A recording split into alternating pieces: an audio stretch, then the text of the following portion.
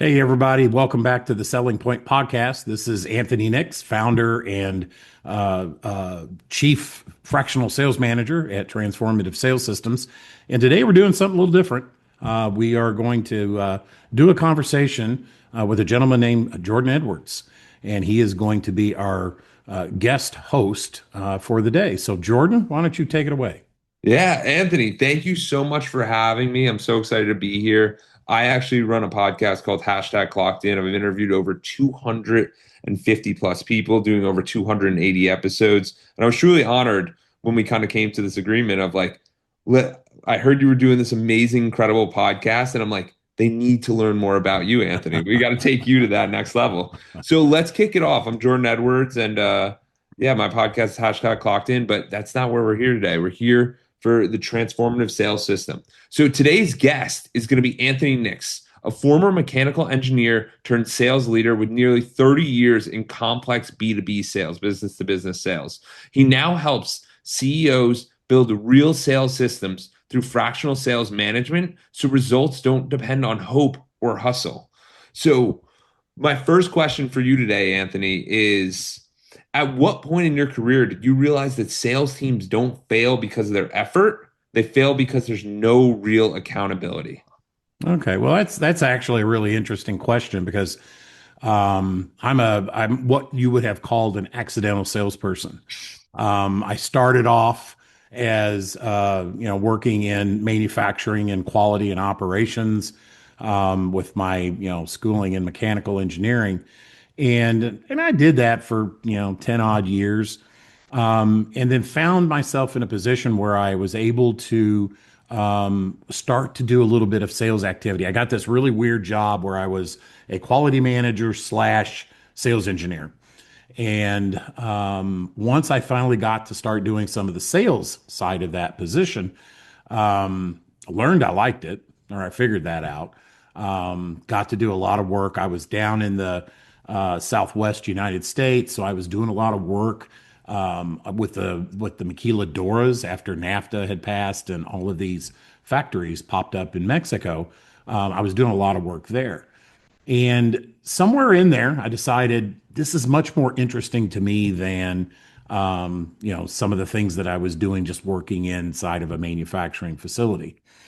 Fast forward a little bit, I was having great success as an individual contributor and doing well. Never really had much sales training per se. Guidance was pretty lackadaisical in terms of the help that I was getting from my management.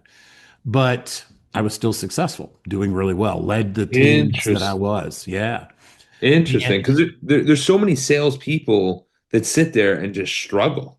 yeah. Like they're like, I don't get it. What do you do? And they're like, talk fun, talk nice, talk Yeah. energy. Yeah. And I feel like it's a major challenge. So it's very unique that you were super successful in that. Well, and that's the funny thing, and that's where it kind of comes to answering your question.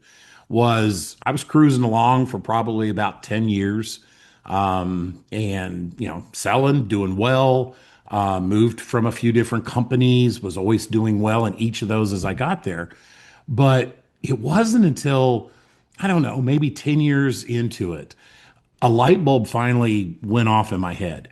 And what I finally realized, and it was only because of the way I think about things. I think about things as process and systems, and I look at things in logical steps. And that's how I went into the sales world. I thought about it in broken little steps that you would move through to advance an opportunity. And this would have been now about 20 odd years ago. The light bulb went off, and it was like, holy crud. It's process. It's me thinking about each step that needs to happen and making sure that those steps happen versus just being like a fly caught in a whirlwind just all over the place and not thinking through a set of steps to get me to my ultimate goal. And that was what was really key. And once that finally was cemented in my mind, then I went on this learning journey. And I don't know how many hundreds of books, and I dove in to sales to understand everything I could about it, right? And ultimately, that's what you still found out when you really dove into it. It's about process. It's about having that guided path that you should follow. Absolutely. And now, do mechanical engineers have that step-by-step process? Because I'm not a mechanical engineer. So, Yeah. so that's a thing that most of them have. Well, that's kind of how we think, right? You don't develop a manufacturing process or design some little widget or whatever just haphazardly. There's a process you go through, right? And it was just maybe that's that type of person, they're kind of built that way, they think that way, partly trained that way to think in those ways.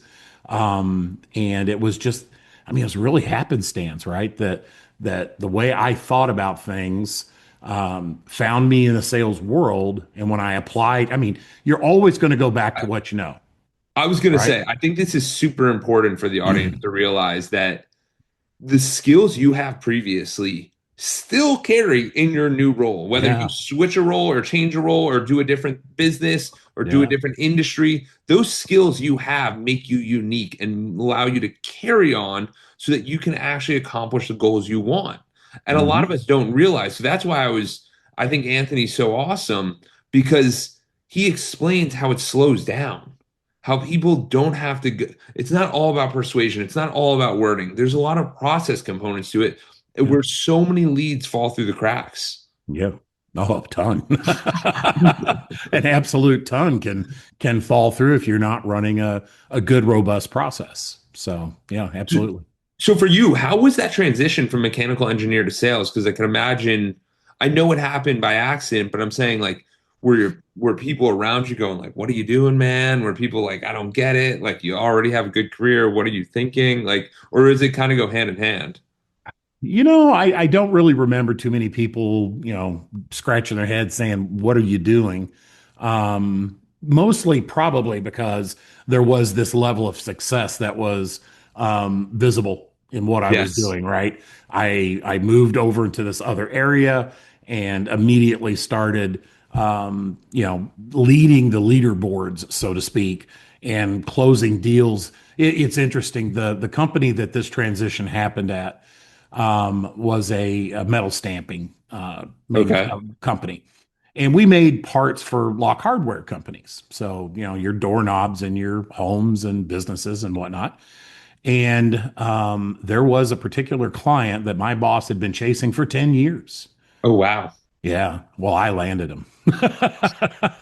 And I brought in an opportunity that was like 40 million parts a year that we were going to Oh be my goodness. manufacturing for this yeah, it was crazy, right? And so there was a bit of respect. There was a bit of, holy moly, look what this guy is able to do. And that's actually around the time that this became my permanent. That's when I made that transition, moved to corporate, from the I- Southwest, which sometimes I wonder if that was the best move because Arizona is a beautiful place. yeah. And moved up to the state of Michigan, where we got 120 inches of snow a year. So, yeah. And, and and what were some of the tactics you used to land this client that he couldn't do for 10 years? Like, what were some of the things? Because I know there's salespeople listening to this going, amazing that Anthony landed it. I need my big sale. I need my windfall. I need my big thing. Like, what are some of the things you did, tips, tricks, maybe that people can apply to that they can utilize for their situations? Yeah, so great question, and as I think back to that, originally I kind of came in through procurement into that Oh, organization, nice. in And terms of what is procurement, just for those who don't know? purchasing, the purchasing people that were in charge of going out and finding suppliers to be able to make this particular component. But one of the things that I talk about in my business and with sales teams that I work with is that you don't want to get really deep with a single vertical, right? You don't want just have one person in an organization that you're having all of the conversations with. You need to get a little wider. You need to talk to other folks. So I got myself embedded with the engineering group and those folks that were working on this and developing this. Now, maybe I had a little bit of an advantage because I did have that ability to look at the designs and Well, understand, what they were well, doing. well, But the big takeaways I'm taking from this are one, you got to know who the right person is. yes, I bet you if we asked most people, they would have been go to the CEO. And it's like, no, the random person in procurement is the correct individual for that situation. And then the other big takeaway I'm getting is utilize the skills you have.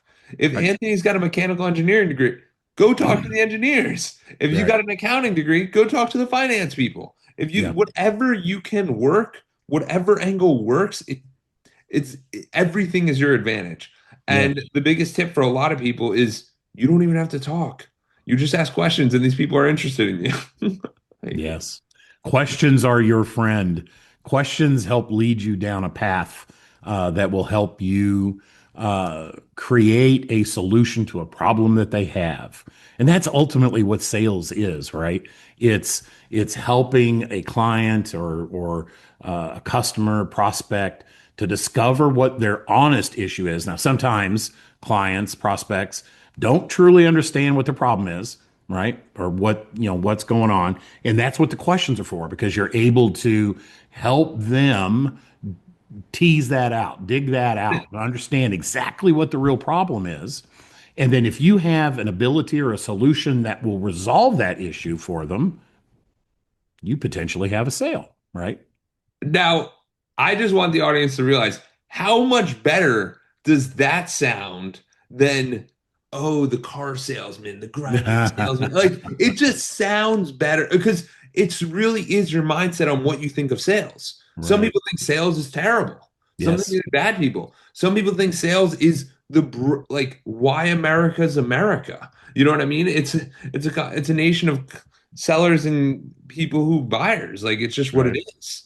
Yeah. And it's just realizing the things we utilize, how we think about sales, how we think about going about these things are very strategic before you even say your first word. These are Yeah. very intentional actions. Yeah. Oh, absolutely. Absolutely. I mean, you want to be perceived as a partner and a problem solver. You don't want to be would you say, slimy sales guy or a car salesman. That's not how you want to come across as pushy, talking. You want to be helpful. You want to be a solution provider. And then the rest just kind of, you still have steps you need to follow and things you need to do. I don't want to make it sound like it's, that simple, but you've put yourself on the right path. And the one caveat I would have on this is for B2B sales. This is Yes. for like big deals. I don't Yes. want you curating and spending your time with the wrong people trying to be like, "Oh, this is what I was told." No, no, no. This is for big deals. You want to Yeah. focus and be very intentional about this Yes. because it makes a huge But difference. yeah, but in a B2C, a business to a customer kind of environment, a similar thought process, though, absolutely works. If you're chasing the absolute wrong people that don't have the Correct. problem of the solution that you would provide, then you're Or the talking to the wrong resources. people. Right. Yeah, or the resources Resources, absolutely. to cover it. So then it's Hmm. you got to make sure you're talking to the ideal client, whoever that is, Absolutely. whether it's a business or the customer, because it does Hmm. make a huge difference. So for you, you were doing this sales early on, and then you talked about how you were in Mexico a little bit for some of these Yeah. sales, or Yeah. how Yeah. is that? How was that experience? Because I've traveled a good amount. I've been to 30 different countries, but I've never I do remote stuff. Like we're not in the same place right now, but I've Right. never done sales inside of the country of like how what was that like for you? Well, it was a rather interesting experience. I'll have to admit. There was actually so I was going and visiting these facilities that were on the border at the beginning. Well, as And the what year are we in right now? Like what we're year is in this going about on? 1990, 99, 97 Okay. to 99, I think would be the rough years that this was going on. And I started getting deeper into Mexico. So I was going down to Mexico City, Toluca. I was running up and down. I had a client down in the Ensenada, down on the Baja, California, the Baja of California, and down in that area. And boy, some interesting, things happened when you were in country. One night, me and another sales guy were actually finishing up dinner and had a nice evening. And I don't want to say this, it's a little cheek and tongue, right? But we come out of dinner. We're not far from our hotel, and we pull out, and my friend that was with me, he failed to turn the headlights on. So we pull out onto the road, and these federales come in behind us, pull us over, pull us out of the van, and we actually had another person. There was three of us actually, and left her in the van, got he and I out, and they started giving us a little bit of a hard time and threatening to take us, put us in jail for headlights of all things, right? We ended up having to eh, grease their palms a little bit, slide them a little something. Then they let us get back in the van and they escorted us over to the hotel and saw us go inside. So, there was just things like that where I'll tell you another interesting one. I won't tell you the automotive big three who was involved here, but I was in a facility. I was actually in Juarez, and I was right on the border. And this was a Saturday. I flew from Michigan to Mexico. There was a big issue going on. Went into that facility, and they were trying to be a little fast and loose with the rules. And that big three automotive manufacturer wasn't getting the full story of what was going on. And I had made a comment just in this big conference call, and it really upset them. And they ended up putting me in a conference room for like 5 hours. Oh And my there was this God. guy sitting outside. They wouldn't let me leave the conference room. Put me in this conference room with a bottle of water, stuck me in this conference room. I sat in there for like 5 hours. We were going to have another video call that night. This was about uh, 7 or 8 p.m. because I mean we had factories shut down in the U.S. and this It was a this was big deal. it was a really big deal, and they knew they couldn't really get rid of me because I needed to be seen in that next video call. And so when that call was going to happen, they come and got me, took me in there, basically told me, "Don't you say a word. Just sit here and just let this happen, and we'll let it go." As soon as that call was over, they got me up. And in Mexico, they have big perimeter fences and turnstile exit and entry gates to be able to get in inside of these Yeah. facilities. They pushed me out the exit turnstile and basically walked back in the building. And I had no way to get back across the border to my hotel. And ended up calling a friend of mine that lived in Juarez, and he drove over and got me and took me up to the border so I could walk back across and get back into the United States. So, Oh my goodness. yeah, there was always something fun going on. That's insane. Yeah, yeah, That is wild. I mean, it's just interesting how different countries operate and different people yeah, operate, and you got to understand that and not take that to heart. Because I know one of the yeah, big challenges for a lot of salespeople is the mentality. Constantly we're going in, and a lot of the guys I see and girls, it ends up being this. I had a bad month, or I had a good month, or it's the best month ever, or it's the worst month ever. And how do you think? What's a healthy way of getting that sales mentality where you're at the top and your peak, whether your sales are doing well or they're not? Because I know that's a thing that a lot of people struggle with, where they're just sitting on their last sale or sitting on their yeah, yearly sales, or they hit yeah. President's Club, and then they sit there and they're like, I'm doing so bad. And it's like, you did better than last year. Stop being so hard on yourself. Right. Well, I honestly, some of that thinking, I don't necessarily think is a bad thing. Interesting. I was always one that I had goals, I had expectations, but I would always put something a little over that for myself. I had something to prove to myself that I could achieve, a certain goal or a certain level of sales or whatever. And salespeople that get into that funk. I call it the valley of despair, right? When they're, Yeah. they're just in that tough spot, they don't know what to do, is because you don't learn anything from success, do you? You No. only learn from failure. But you only learn from failure if you're willing to do introspectively, you know, inventory, understand. There's an opportunity that I've been chasing, I'm working on it, working on it, and ultimately I lose. I don't win the piece of business.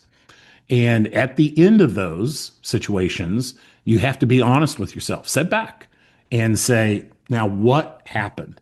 And think it through. Where could I have done something a little different? Where was that fork in the road where I started off then on the wrong path that led me to failure versus had I done something at this point that would have led me to a closed piece of one business? And salespeople need to be, they can't always be blaming price or the economy or all of these other things. Now, not to say that those potentially aren't issues, but the first place a salesperson needs to look is inside. What did I I do? Yeah. I love that. No, Yeah. just because I read this book, Extreme Ownership by Jocko Willink, and Oh, great book. he talks about this idea of extreme ownership, and it's basically how no matter what happens, it's on you. Like if it's your Mm-hmm. team, your company, oh, Mm-hmm. one of my guys messed up it's on you. Like you got to take accountability. It's like your family, like your little 4-year old screaming in the movie theater. That's on you as a parent. Yeah. Like, and that Yeah. extreme ownership mindset got me in such a place where I was like, wow, this is so empowering because so many people struggle with this idea of like, whoa, dude, I don't want that much ownership. I don't want to handle Right. all this.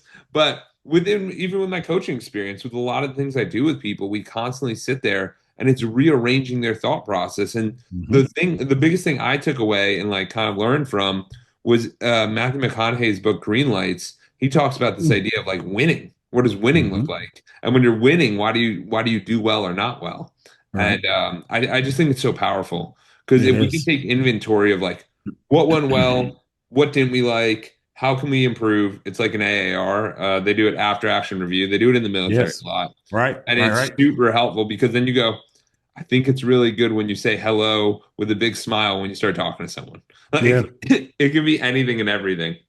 Yeah, I mean, if you want to get into the sales management side of it versus just the personal, as an individual, and I feel like I failed, that side of it.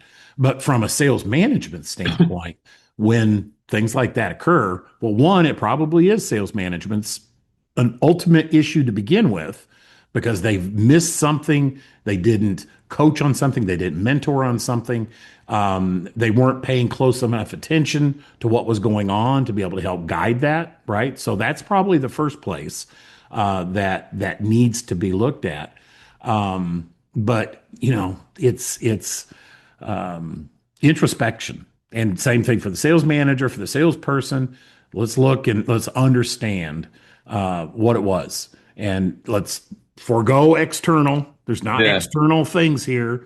Now, maybe ultimately we get to that, but first, look internally. And when I do assessments and things on potential So yeah, salespeople. yeah. So Anthony, what do you do exactly just today so people can understand a little bit more? So I use some very sales specific assessments that help me understand some of this that we're talking about, right?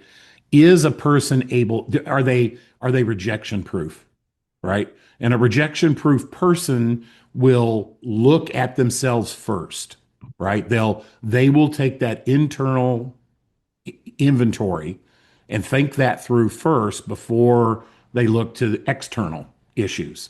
Somebody that's not rejection proof, that has that mindset, their first thing's going to be something external caused this to be a failure. It wasn't me. It was something or someone else that caused the issue. So those are things that I look for, and I also do some personality behavioral types of assessments and put all that together. So if I'm analyzing an existing team, I take their current history, how have they performed? And then those assessments pull that together. And that gives me a really good data-driven look at that individual so I can understand. If I'm recruiting, all of that, a resume, interview or going back and talking to past employees. I mean, one of the very best indicators of future performance is past performance, right? How did things go before? Because it's a pretty good indicator that this is what's going to be in the future. Absolutely. And Yeah. let's say we were going to make the best salesperson ever. Like someone's Okay. sitting here and they want to learn about sales. What do you think are those ingredients? You already said rejection proof, but what do you Mhm. think are maybe two or three or four other ingredients that this salesperson going into their sales career or a seasoned salesperson they might want to have in their mindset or arsenal or kind of think about? Okay. So I'm going to tell you that salespeople are not created equal, and sales positions are not created equal.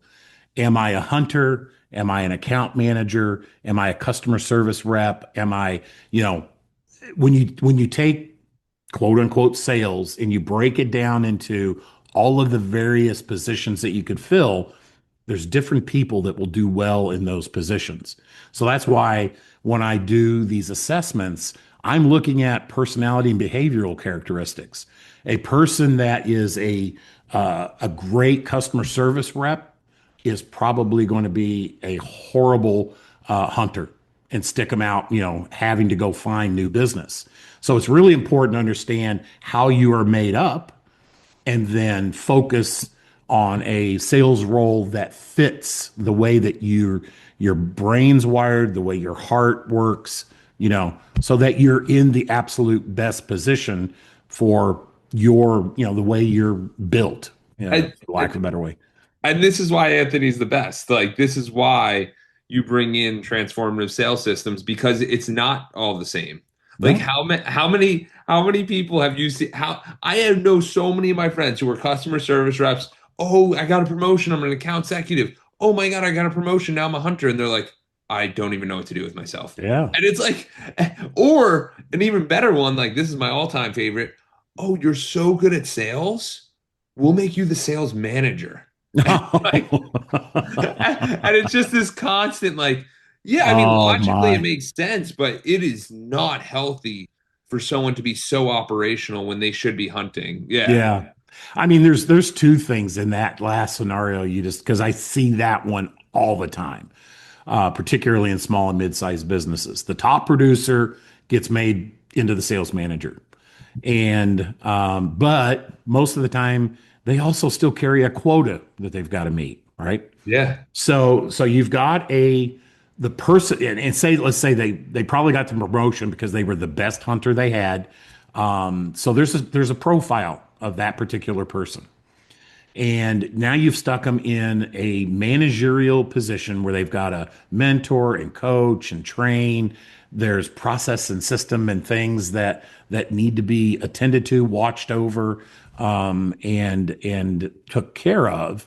That's not their strong suit. That is not what they are the best at. What they were obviously good at was identifying opportunities, finding problems that could be solved, and helping a client understand how do I get from my current situation to the new situation with the least amount of pain and close a piece of business, right? That's what they were really good at.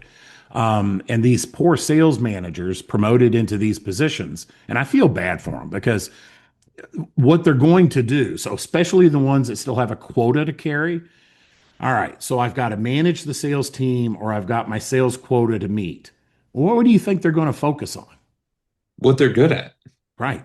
Getting the quota met. Yeah. And the other is going to get left behind. And that is a huge problem in small and mid-sized businesses. And then And you have that's really where, oh, go ahead. well, and then you have the challenge of, oh my God, we have an up and comer who could be a great hunter, but they need guidance. Right. And now they're just not a good enough salesperson because their sales manager's not showing up for them. That's right. That's right. And they're like, I hate this opportunity. This company sucks and this isn't for me. Oh yeah, I mean you can burn out a salesperson so fast Yeah. in those situations, and and just you'll send them out the door because they just aren't going to enjoy what they're doing. They're not going to be successful in most cases, Yeah, and you've set them up for failure just putting them in that situation. And that's really what transformative sales systems does in a nutshell. Is that sales manager, that company that doesn't really have the financial wherewithal to hire a $150,000 a year person to guide the sales team. That's where our fractional model fits, where that hunter that was really, really good, he can keep hunting and making good money because, he's got a great comp plan and he's out winning, or she. And then the rest of the team is being mentored and coached and guided and held accountable to what they should be doing, right? absolutely. And how do you even find this niche inside that people are struggling with? Like, where did you find this? Well, it wasn't when I started this company. I had exited private equity. I had been with three or four companies that were private equity backed, and I decided I need to do something different. And I exited out of that and started this company about 3 years ago. And when I originally started the company, it was going to be a consultancy, and it was going to be, we're going to look for these big enterprise, accounts and come in and do training and coaching and, these things, and then leave, right? Go on. Well, as I started to spin up the company, got out, started talking to owners, CEOs. A ton of them are small and mid-sized businesses, not, the CEO of a billion-dollar publicly traded company shows up to some of the places that I was. But talking to these No, small, this is a very I don't mean to time out there, but no, it's a very no, important thing you brought up that like if you want to get clients, it is good to be around where they hang out.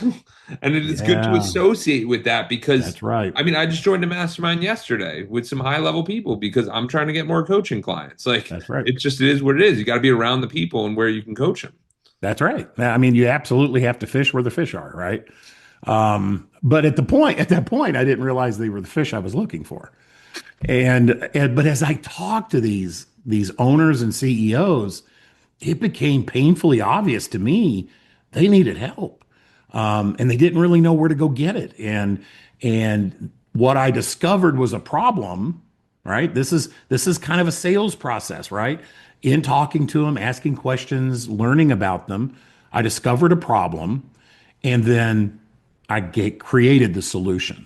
So, about 6 months into transformative sales systems journey, we took a hard turn and we moved more towards fractional sales management services for small and mid-sized businesses. And that's actually when our business took off because there is such a need that these owners and CEOs need filled and don't really know, they don't know quite what they should be doing or how we should do it, or they'll try it and then they get burned out, or Yeah. they're taking care of human resources, they're taking purchasing, they're taking care of finance, they're taking care of operations, and then sales figures in there somewhere too, and it's like, Well, when I think about it, one of my favorite things is like people don't realize the entrepreneur. We all have this framework of an entrepreneur being like, I can do whatever I want. I can take my time. What they don't realize is as the entrepreneur, you wear 27 different hats, just like Anthony was talking about, where it's I'm on the yeah, podcast hat, take that off. I got my coaching hat, take that off. I got my accounting hat, take that off. I got my sales hat, take that off. You're yeah, constantly dealing with, and that's just today. I was that's just right, going through my day with the ones I have. yeah. So I can't even imagine everybody else. And it's so important for us to realize this stuff because if we don't realize the process, then we don't realize how to improve it. So Anthony, something I think would be really helpful for the audience is like, what is the sales process that kind of work that you see working for some different businesses? Maybe we can give like one or two examples of like what that process is, just to kind of elaborate it a little bit more so people can understand, oh, it's this, instead of just maybe give some examples if we can. Yeah. So when I start working with a particular client, a sales process has never been the same between any of my clients, right? Really? That's No. interesting. Well, there's a basic framework, but then depending on what they're doing, what their niche is, what might be their differentiating value in the marketplace, things like that, the sales process can be slightly different. But in a basic sense, a company needs to be able to identify their ideal client profile. Who are the people that we need to be speaking with? Who are the people that we can help? You're going to find that by going back and looking at places you've been successful, good customers you've had in the past, and be able to define that, create that ideal client profile. Once you've discovered that and understand that, then you need to be looking for those specific people. You need to figure out what watering hole are they hanging around. And those are the places you need to go. Now that might be through marketing. It could be, social media, something like that. It could be networking. It could be trade organizations. Whatever it is, you got to figure out what that is. And then you need to hang out there. Then now we're looking for those people. We've had those conversations. So now we just start asking questions and we identify folks that have particular problems and that we do have a solution. If we don't have a solution, there's no reason to continue, right? So that's another thing that people will get really excited about a person that they've met and they perceive an opportunity, but they don't really honestly know what it is, what that opportunity could be. And they continue to pursue and they continue to pursue and they continue to talk and they spend a ton of time. I'm always looking for a way to disqualify a prospect because I don't want to spend any more time on it than I have to before I understand it's good or it's bad, right? Yeah. Time is critical in sales. And if I waste it on places where I'm not going to be able to close an opportunity, I need to move on. So the rest of the sales process, once we've identified somebody that has a problem and we think we have a solution, is understanding that. Do they buy into it? Do they understand it? Is it something that if they don't buy it from us, they will somehow be materially hurt, right? If Yeah. they don't engage with us. And you need to show them that. If you don't Yeah. engage with us, here's the effect that The you're going pain. to have, Yeah. right? We need to be able to check on budgets. Do they have money to do it? Is there a purchasing committee? Who's the person that's going to write this check? Who's Yeah. the person that can say no? I might have five people involved, four of them say yes, but there's one person that might be able to say no and kill the whole thing. Who Yeah. is that person? Because we need to be talking to that person. We need to be influencing that person. So, buying committees. And then at the end of that process, you've had these check marks. Hopefully it's built into your CRM so you can see that this is progressing. You should have a prospect that agrees with you, sees the value in your solution, agrees. You haven't even written a quote or proposal yet. This has all just been conversations. Yes. And at that final point, you both agree and they're going to go. So you go write your quotation or write your proposal because all that piece of paper for is just for the legal department that somebody signed and said, we're going to do business with you. And that's all that piece of paper is for. It isn't the start of the sales conversation. It's the end of the sales conversation. I love that. I Yeah. love that. And everyone's got a different process. So I just think it's important for us to realize the more processes we hear about, the more we kind of learn about and the more we see about, because it Mhm. doesn't just happen so quickly. And you No. develop this over time. Like you Yeah. have iterations.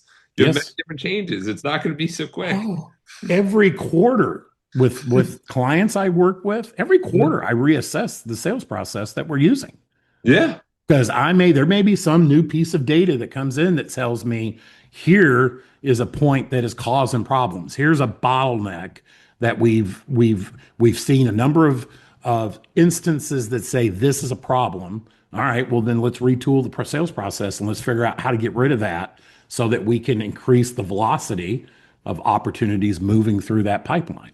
And the cool thing is that's going on a lot with this fractional work is that Anthony's team has so much information. Like they're not just working on your team, they're working on many different teams. So they have so many Yeah. information, insights they can pull from different industries. So it just gives you such a valuable Yeah. comparison to others. Like I see it with fractional CFO work. I see it with fractional. There's a bunch of different fractionals. What do you think about the fractional versus bringing someone? Like, how do you think about that? Well, I think it's an absolutely fabulous tool for small and mid-sized businesses. Fractional CFOs, I've seen them around for quite some time. In fact, Of worked with course. many of them, right? Fractional CEOs, fractional operations Uh, individuals. I People don't mean, realize that a lawyer is a fractional. Like, oh, right. So it is a tool that has really taken so that the fractional CFO, CEO, those have been around in a while, and it's not a strange thing to hear, right? People will they just see that and they accept it. Now, fractional sales management, not to be confused with fractional salespeople, which is a whole nother topic. But fractional sales management, it's still kind of in its infancy. And When I talk to owners and CEOs, sometimes they kind of don't quite get it. But after we have a conversation, or maybe they read my book, The Missing Piece, that explains a fractional sales management engagement, then the light bulb kicks on, and right, and they understand. Okay, here's a tool that I can use that will get me to where I need to be or resolve the problem that I have. I love that. I love Yeah. that. So we're coming to the end, Anthony. Where can people learn more about you, and where can they learn more about transformative sales systems? Okay. Good place to go would be transformativesalessystems.com. That's the website, has all of our blog articles. There's over 200 plus sales related topics in the blog. You can look for us on just about any social platform. There's obviously LinkedIn. So if you want to go look me up, I am happy to connect with folks on LinkedIn. But we're also on Facebook, Instagram, Pinterest. Believe it or not, is a great marketing place Really? to hang. Yeah, it's searchable by Google. Wow, So that's interesting. so yeah. So if you're posting things on LinkedIn, Google doesn't see that. You get no lift from Yeah. that other than inside the platform. Not saying Okay. LinkedIn's a bad place to be, because I've built a business on folks Yeah. inside of LinkedIn, but Pinterest is searchable by Google. So you can get lift in SEO for your website and things like that from that. So there's a little marketing tidbit for you to open a Pinterest account and actively post there.